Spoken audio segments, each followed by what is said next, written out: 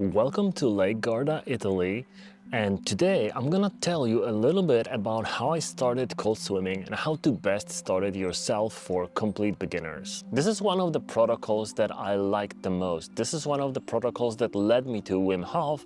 This is one of the things that led me to walking up that snowy mountain at -20 Celsius wearing just shorts and a lot of other crazy adventures. Tip 1. There are 4 main temperature ranges.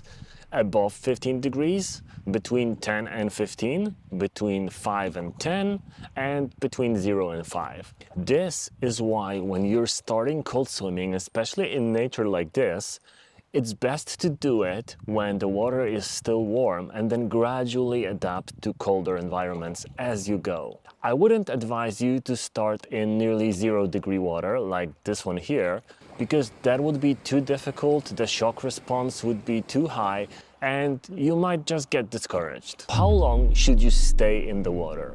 Well, the answer is that really is up to you, but I would suggest if you go in for the first time, start with 15 seconds. Then add another 15 to 10 seconds the next time you go in, and gradually try to find your perfect time. There is the myth among cold swimmers that eventually you'll be able to stay in for like 10 minutes or an hour in some cases, and that's gonna be great for you. It's not exactly the case, because above 2.5 minutes you're not really getting many cardiovascular benefits anymore from the cold water. You're mostly getting mental training, which, don't get me wrong, can be fine if you're up for training your head, not your body. Another rule that's very important, especially if you're a beginner, you always need to bring somebody with you. Going alone can be dangerous, and you don't really want to put yourself in danger. You want to be healthier, right? If you're a complete beginner, you might want to get neoprene shoes before you go into the cold water for the first time, and then gradually start removing them for longer and longer. Initially, the extremities, which is your feet and your hands, will be hurting quite a lot if you submerge them in the cold. You can also train just that by having a bowl of really cold water at home and then just submerging your feet and your hands. And that's gonna train the extremities to not react so violently. For some people, it's excruciating. So when they walk into water like this, the feet are gonna be hurting them so much they can't really focus on everything else. Then, once you submerge into the water, try to do it slowly and in a controlled fashion. It doesn't really help you if you flail like a madman, or if you try to jump into the water, or if you try to stand in the water waist high and try to talk yourself into going in. If you just want to dip, it's best to go around waist high, maybe even shallower, and then just duck down. And if you do it in a controlled slow motion, just going down like this, it's gonna be a lot less painful. And the main thing that you need to focus on when you do that is your breath. Normally, when you go into the cold, the body reaction is to hyperventilate, so go like but you don't want that in the water. That only makes it worse. You need to learn to control the breath, and you need to learn to slow it down. Sure, it's uncomfortable, but you're gonna be out of the water very, very soon. So just deep, controlled breaths.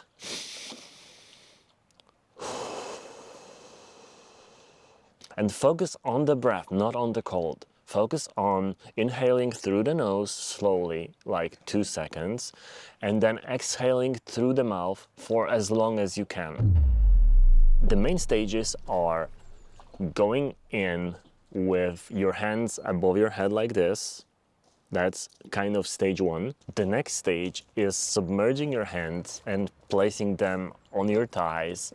And actually, if you push your palms into the thighs and hold it like that, they're gonna be a little bit more comfortable under the water, but still it's gonna be painful at first. The next stage is actually swimming in the water, which is an advanced stage, and I don't recommend you do it until you feel really comfortable with your hands under the water. And the last stage is called a reset, where you submerge your head as well for a brief second, and that resets the vagus nerve and the nerves of your face. It can be really uncomfortable, and it's an extremely difficult thing to do you don't really do that without anyone else present because, yeah, that's dangerous. But once you adapt to it, it does feel great. One thing about the reset though, what might help you is put your hands over your ears and then submerge like that. Because if the cold water gets into your ear, it might actually shrink your ear canals, and that's called the surfer's ear. It can actually be damaging long term. Now, I've built an app for the Apple Watch that you can use for doing cold showers, ice baths, or cold swimming like this. And the app tracks your heart rate as you're submerged, and it analyzes how well you're doing compared to your regular resting heart rate or your max heart rate. That can give you a good indication of how well you're adapting, because obviously at first your heart rate is gonna go way up and then stabilize a little bit lower. But once you do it more and more, you're gonna be able to actually avoid that cold shock altogether and have a very slight bump in the heart rate. This is how you know that you've already adapted. But for most people, it takes about 6 or 7 consecutive tries to actually stop feeling as cold anymore, which isn't really that much, right? So I believe you should do it unless you have some underlying conditions. So always ask your doctor and always do it supervised and always do it with people. Best to do it with somebody who has been doing it for a while so they can guide you in and help you take the most out of it, basically. Cold water is an amazing experience, and the most amazing part of it is when you get out of the water. It really does clear your mind quite a lot, and it helps your cardiovascular system. But remember to do it all smart. It's not about proving anybody anything, or it's not about beating your own records. But yeah, we humans are pretty resilient, and we can get really good at stuff like that. If you want to try one thing this year, I would suggest cold exposure, but start with some cold showers probably. And let's keep optimizing.